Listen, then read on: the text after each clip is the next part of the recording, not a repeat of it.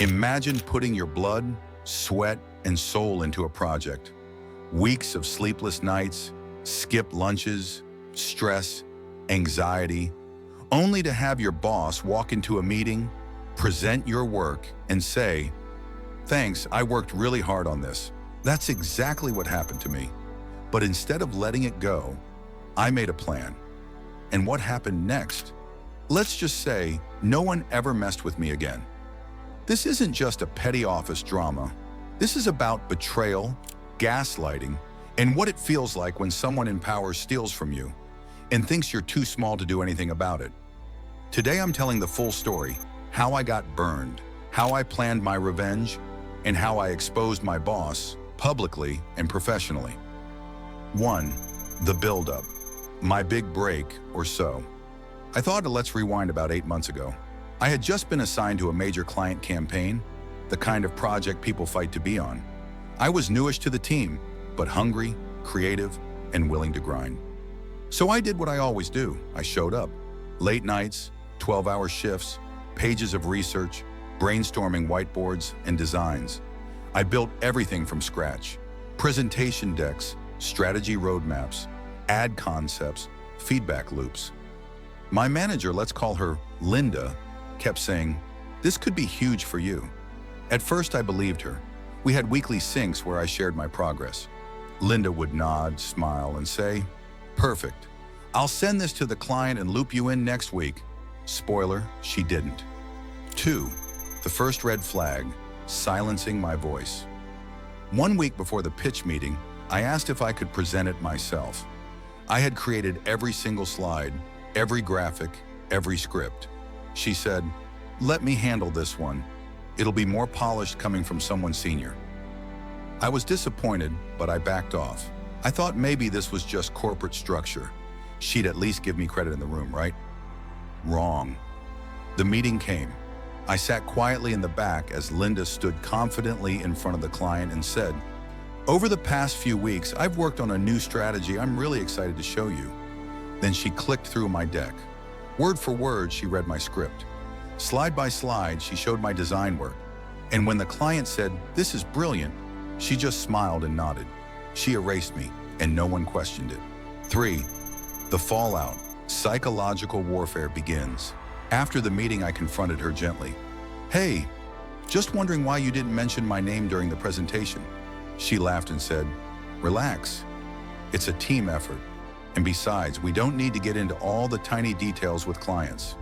Tiny details? She made me feel like a ghost, like I should be grateful just to be involved. For the next few weeks, she made me feel invisible. She started copying me in fewer emails. She took over calls I was supposed to lead. She even started assigning my ideas to junior staff and told them it was her vision. I felt like I was being gaslit in real time. The turning point, I started planning. I realized something. Linda was never going to give me credit. She was going to keep taking, keep erasing, and keep climbing up the ladder on my work. So I started documenting every email, every file, every version history. I made sure that anything I touched had my name on it. I started sending weekly updates to her and CCing other managers, casually phrasing things like, "Here's the final version of the campaign deck I've been working on." I looped in co-workers subtly too. "Hey, can you review this before I submit? Just want a second opinion." Boom, more witnesses. But I didn't stop there. 5. The setup, planting the trap. I knew Linda had a pattern. She loved taking control right before client meetings, so I decided to build a campaign she couldn't easily steal. For the next project, I created documents in my own drive, shared client drafts using my personal company email, held a few direct Zoom calls with the client under the pretense of clarifying requirements, sent follow-up emails summarizing all progress, clearly labeled, prepared by my name. When presentation day came, Linda once again tried to claim it. She walked into the boardroom, grabbed the clicker, and said, "I'll take this one." But this time the client interrupted and said, "Actually, can my name walk us through it? We've been speaking directly and they've been incredibly helpful." She froze. My manager's smile dropped like a mask falling off. 6. The revenge, public and professional. I stepped up. I presented my work with confidence. I answered questions. I showed behind-the-scenes drafts.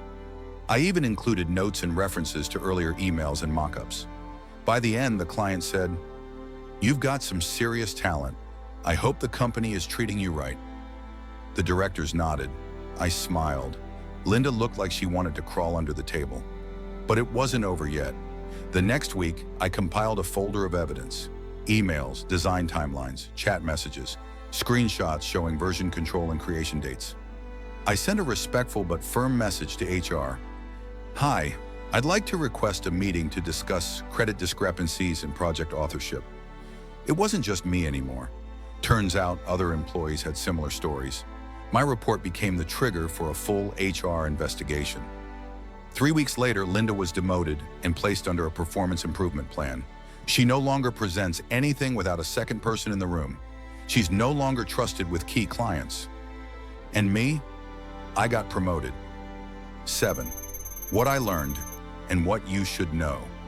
If this has happened to you or is happening to you, here's what I want you to take away. Keep receipts. Document everything. Copy others on key emails. Visibility protects you. Speak up, but stay smart.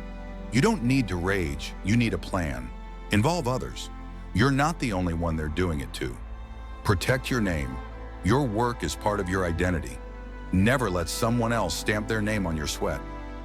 It's easy to feel powerless when someone in authority takes what's yours. But power doesn't come from yelling.